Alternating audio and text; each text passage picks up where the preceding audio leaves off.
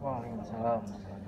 Ini adalah rencana kerjasama yang direkomendasi oleh Ketua R2DT, Profesor Agus.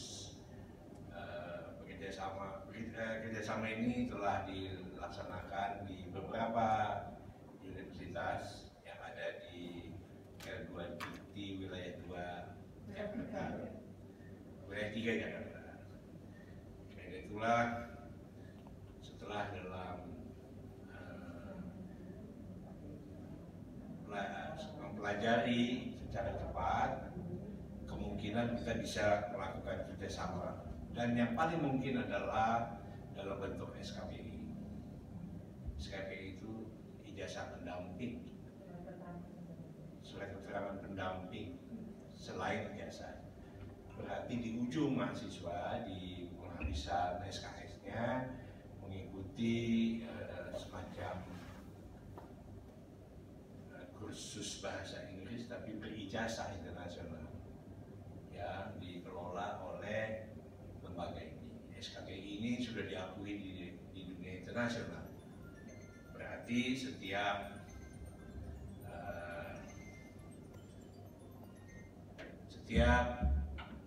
mata kuliah yang akan diuji terakhir, kita terakhir itu adalah latihan-latihan keterampilan, termasuk juga skripsi dengan ujiannya, maka bahasa Inggris, kemahiran berbahasa Inggris akan menjadi sebuah kewajiban.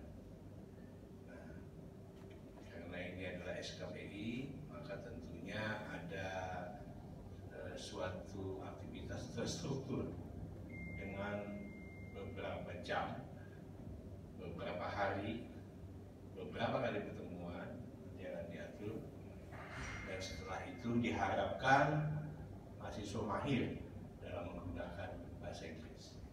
Kemahiran itulah menjadi pendamping ijazah S1-nya. Nah, kita juga sudah punya namanya public speaking. Jadi public speaking bagian dalam itu, tetapi masih dalam proses untuk mendapatkan pengakuan, perizinan di lembaga akreditasi. Kalau ini sudah diakui di dunia internasional. Karena itulah pada hari ini terutama para pengajar bahasa Inggris diperkenalkan, kemudian nanti akan mendapatkan manfaatnya dari itu, dan kita akan memulai dalam semester depan untuk SKPI. Nanti hal-hal lainnya tentu secara teknikal akan dikelola oleh Ibu Wakil Rektor 1. Dengan demikian maka pada dekan, wakil dekan, dan ketua prodi yang berada di Juming agar bisa mengikuti ini hingga selesai, dan kemudian semuanya berkoordinasi dengan wakil rektor 1. Jadi ingin capaian kita lebih maksimal dalam tanggung jawab akademik untuk memberikan kemahiran kepada mahasiswa di tingkat akhir, sehingga kompetisi di dalam lapangan profesional ataupun lapangan kerja tentu mempunyai manfaat buat mahasiswa.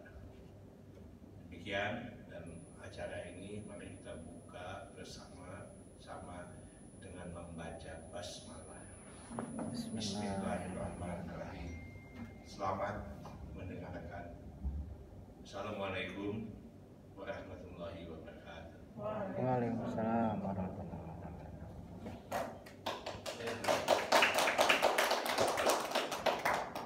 Terima kasih Prof untuk sambutan dan juga arahannya. Kemudian acara dilanjutkan dengan pemaparan program beserta sambutan dari Direktur Britain English. Pertama-tama kami mengucapkan terima kasih banyak atas kehadiran Pak Rektor, and also through Zoom. Thank you very much for all the leadership Wakil Rektor satu yang sempat hadir langsung, and also Wakil Rektor yang lain mungkin yang sempat mengikuti melalui Zoom, para dekan, Wakil Dekan, dan Ketua Prodi, and all English lecturers from all faculties and program. Hari ini kami akan coba mengkomunikasikan apa yang kami telah bahas sebelumnya dengan pimpinan perguruan tinggi sekitar 4 weeks ago regarding Cambridge English qualifications from Cambridge Assessment English, part of Cambridge University in the UK. Our major concern was because it seems that the school, universities, and the government are still unable to find a single strategy, the right way of helping students to learn and improve their English. And that's why our concern with LL Dikti Regional 3 is to try formulating a pilot project called Cambridge English Qualifications in order to help students and lecturers untuk membantu mahasiswa, staf, dan dosen bisa kira-kira mencapai target kompetensi atau kualifikasi yang perguruan tinggi pada umumnya menargetkan sekitar 450 TOEFL score, itu yang sepertinya masih menjadi hambatan selama ini.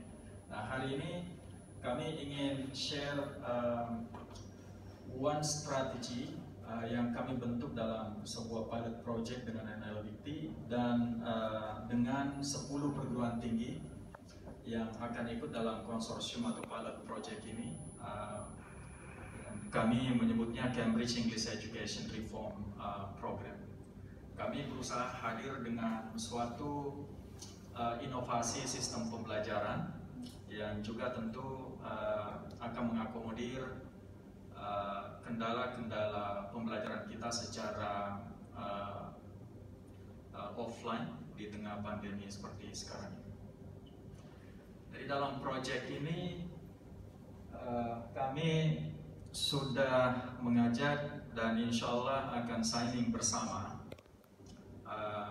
dengan 10 perguruan tinggi termasuk Muhammadiyah Jakarta University, kemudian Budi Luhur, Trisakti, Perbanas, IDN, LSPR, Budi Luhur, kemudian Gunadarma, Mustopo Beragama, dan juga Uhamka. Jadi ada 10 dalam tahap kerjasama tahap pertama ya. But in the end, the main objective is actually to help students and lecturers, helping students to reach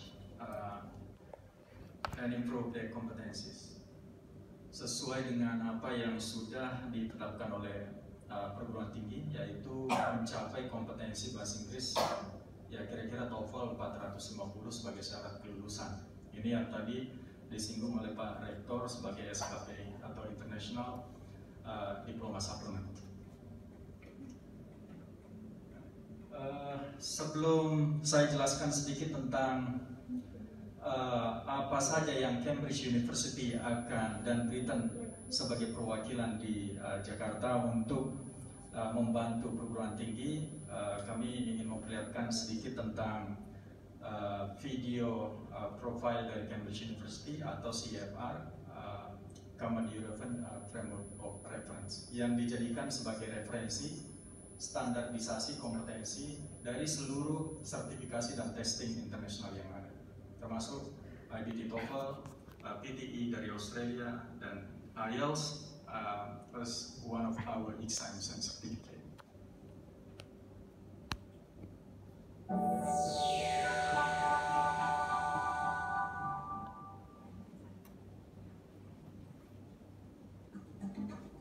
As a language learner or teacher, you may have heard of Common European Framework of Reference, or CEFR.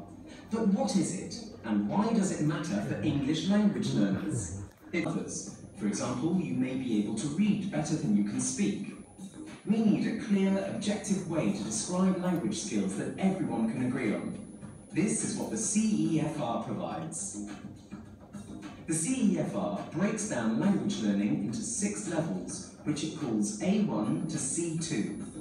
The starting point, A1, describes a very basic language level. As a learner, you can move up the levels until you reach proficiency, C2 level. This is a really advanced level. By describing what you can do in reading, writing, speaking and listening, the CEFR will tell you where you are on the journey from beginner, A1, through to proficiency, C2. There are many Cambridge English exams available for different ages and stages of learning, all matched to CEFR levels, from young learners through to university and the workplace, or simply for travel. The CEFR was developed by the Council of Europe with extensive support from University of Cambridge ESOL examinations. People from all over the world use the CEFR to explain what level of English they are at and what level of English they need. It is used by learners, teachers, universities, governments and employers. The CEFR has been very influential, and not only in Europe. It's been published in more than 35 languages, and descriptions of individual languages have also been developed. Cambridge is a partner in the English Profile Programme, which provides very useful descriptions of English grammar and vocabulary at each level of the CEFR. Understanding your language level will help you to achieve your goal, whether it's going on holiday abroad, studying at school or university, or getting a job. And that's why the CEFR levels are useful for everyone.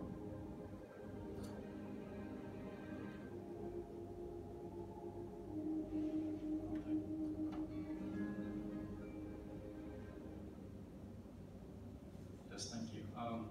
If you can see the chart, the CEFR, Cambridge Assessment English is offering range of exams and certificates, not only IELTS. So IELTS is one of our exams and certificate.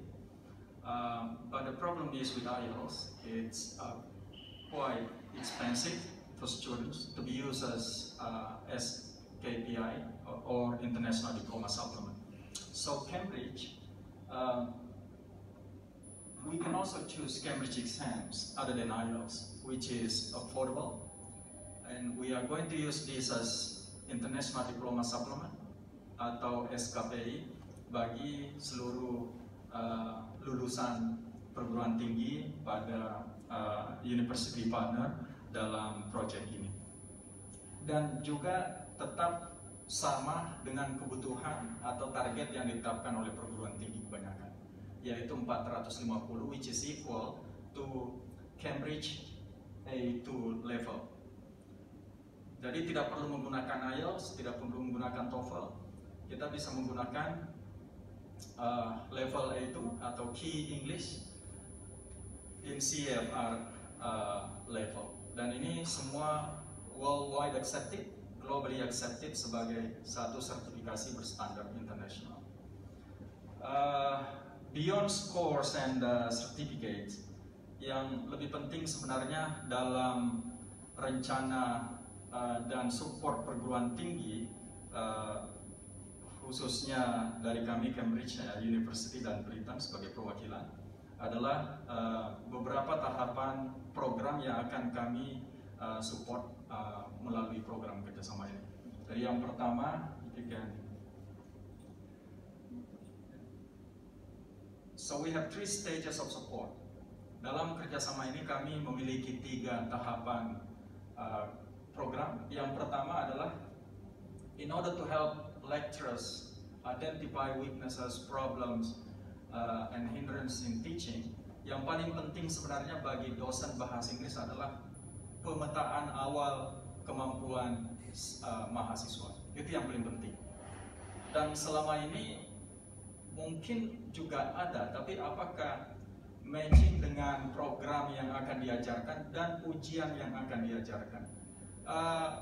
Temuan kami di hampir 20 perguruan tinggi yang kami survei di Jakarta, masing-masing memiliki placement test yang berbeda-beda. Itu yang pertama. Yang kedua, concern kami adalah hampir seluruh perguruan tinggi langsung mengajarkan Specific English bagi mahasiswa baru sebagai MKDU baik di semester 1 maupun semester 2. Ini temuan kami juga. Jadi menggunakan whatever specialized English you have based on faculties, itu menurut kami salah satu faktor ketidaksesuaian daripada apa yang diajarkan dengan apa yang diteskan. Kemudian yang ketiga adalah karena mengajarkan ESP sesuai dengan fakultas masing-masing, tentu banyak permasalahan teaching styles, methodologies yang digunakan, dan juga permasalahannya adalah kita mengajarkan English untuk law, English untuk business, English untuk economics, English untuk engineering seperti itu, tapi permasalahannya in the end, kebijakan perguruan tinggi menggunakan TOEFL, which is academic English, sebagai tes akhir. TOEFL is equal to IELTS. Semuanya untuk academic English. Dan menurut hemat kami, lain yang diajarkan tentu menjadi suatu kendala apabila di tes akhir menggunakan academic English. Jadi ini yang bermasalah. Dengan target, students are expected to be able to use English.